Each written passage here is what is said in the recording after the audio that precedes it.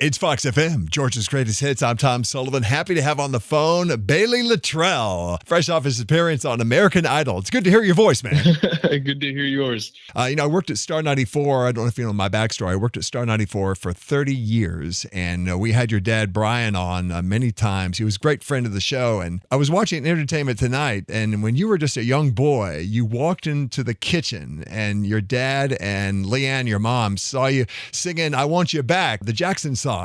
And was that kind of when you realized, hey, I like this singing thing? Oh, it definitely was. That was like the beginning of it all right there, was discovering like the Jackson 5 R&B music from my parents, my grandfather.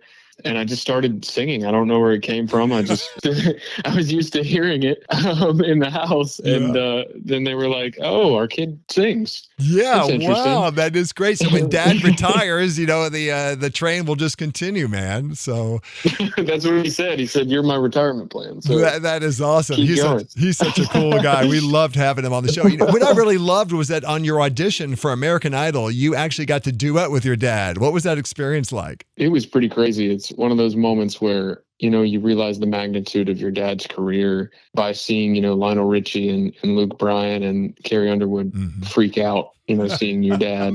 It was insane. It was, they were in like disbelief that he was actually there. And so when I told them that he was there, because they finally got it out of me, they're like, you look familiar. Do we go to church together? I'm like, no, I've never met any of y'all before. And they finally asked, they're like, who are you related to or something? I was like, my dad is Brian from the Backstreet Boys. And they're like, is he here? And they were flipping out. Looks like, can you get him for me? Can you bring him in here?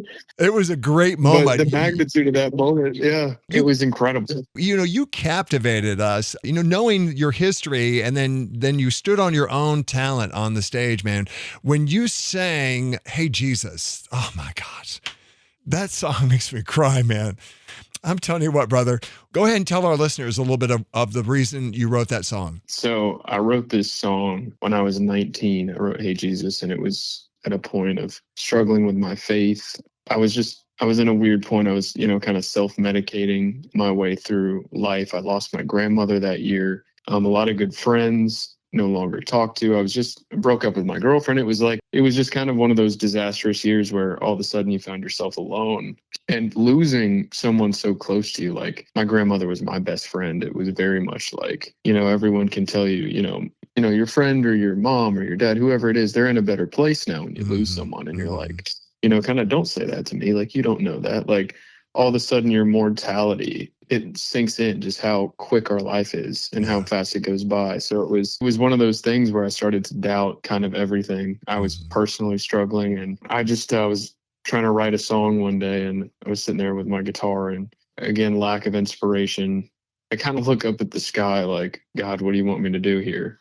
And I just hear this voice in my head say, like, write a song for me. It was one of those moments like you're kind of taken back. You don't know what to say or do. And I've never had a song come so quickly to me, and I've never written a song so fast. It was one of these moments where I just remember that moment. I barely remember writing the song, and it was so quick. And I always will firmly believe that that's God's words. I just got to sing it. So it's one of the most special things in the entire world to be able to have that moment. And I sometimes believe it's just why I was here, was to create music and then have that moment. That seems like it's my whole purpose right there. Yeah, isn't it? It's really a blessing when you discover your purpose and it just feels good from your soul, and that light just resonates. We saw it on stage, and I love the lyric line, I surrender everything to you. And that really is a powerful moment. Hey, Jesus, I broke my wings again. Could you help me up one last time, old friend? Oh, 'cause I surrender everything to you. My whole family growing up, we've all been extremely religious throughout, my mom's side of the family and my dad's side as well. But we all just got to this point where, when I lost my grandma, we had all kind of just gone a little astray. Just kind of, you were saying your prayers less, and you were getting less sleep, and it was just a tough time. Like one of those moments for my whole family. Like we just kind of started to doubt this happily ever after kind of feeling. There's this misconception that life is supposed to be so great, but I always think that life is a test and life is the beginning of forever or eternity for us as Christians. And it's one of those things where once you kind of realize, come as you are, you don't have to be perfect. As long as you surrender to Jesus, he knows your faults, he knows your mistakes. He also knows the amazing things and qualities about you that make you deserving of his love. That was one thing I realized. Like, I started going to Bible study with my friends, and I was so conflicted because I thought, I don't feel that the way I live my life, I should be able to be worthy of sitting here reading this book with you or going to church. And I write, Hey Jesus, and it was very much of a change for me. It was, God still wants us to do our best and try to live in his image, but he accepts us all as we are, no matter the circumstance. There's nothing more thrilling to him than us turning to our creator. And that was the whole purpose of that song, is to say, come one, come all. He's never forgotten you. That was really the purpose of Hey Jesus. That is so awesome. We're talking with Baylee Littrell, fresh off his appearance on American Idol, his new album single called Hey Jesus. And he's going to be performing that live this Thursday, August 28th at Eddie's Attic in Decatur. What can fans expect to see at your show, Baylee? I want to give everybody a huge piece of like musical diversity, because this next album I'm working on has it all. I've kind of been pigeonholed by myself throughout my career, or taken paths that led me to record and even write music that I wasn't super passionate about and lacked sense of direction. And now I'm in the works of making an album that's basically has a song that could be any genre of music, and just basically all my inspirations growing up. And kicking that off was gospel music, because it's the main part of who I am. It's the main part of my family. My dad releasing Christian music over 20 years ago too has a big role to play in that as well. That's like our biggest accomplishment together, is that we both know we got to sing for God. So it's one of those things people are going to see. We're going to have a moment of worship. We're going to have a moment of being able to praise. But it doesn't have to be at church. It's just at a concert. So part of the amazing American Idol experience, you were able to be mentored by Jellyroll. Jellyroll was fantastic. He definitely helped motivate me in many ways. It was kind of like tough love his first round. He was like, hey, you got to step this up and keep this train rolling. And, then the second round, I come up to him. I'm like, Jelly, I feel like I just kind of bombed that performance. And he looked at me and he's like, are you kidding me? And he just hugs me. He's like, you have to be less hyper focused on this. He's like, you did a heck of a job, and that's why you're here. And you sure did. He had some great advice. Like, it was an amazing experience with him. I don't know if you knew this, but back in 1992, this young man came to me to want to learn more about radio. His name was Ryan Seacrest. He was my intern, and I put him on the air for the first radio show of his career. And he has in turn returned the favor by, when he received the Giants of Broadcasting Award, he gave props. After doing the morning announcements at my high school at 16, I got my first internship at Star 94, WSTR, Smyrna, Atlanta.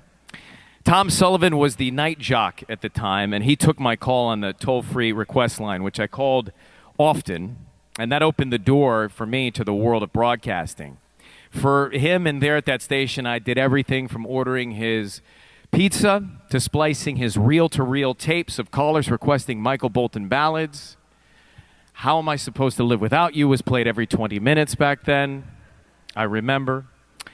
It didn't really matter what I did. I was hooked on broadcasting from the very first time I walked into that radio station. That internship changed the course of my life, and I owe a lot to Tom for giving me that first job that had a real time card that I could punch in. Also, I'm very grateful to a few other people who I've had the wonderful opportunity to work closely with. Dick Clark, Merv Griffin, the great Larry King. We all have seen how we can make an impact on people's lives, and they too can do the same for our future. So we should continue to say yes to the young woman who writes you once a week asking for that internship. Take a call from the Gen Zer who wants to be in the room to see whatever it is we get to do every single day. And we need to remember how daunting getting into this business is, how important it is to open those doors at the start. So I say thank you to that night jock at Star 94, Tom Sullivan, for opening that door for me.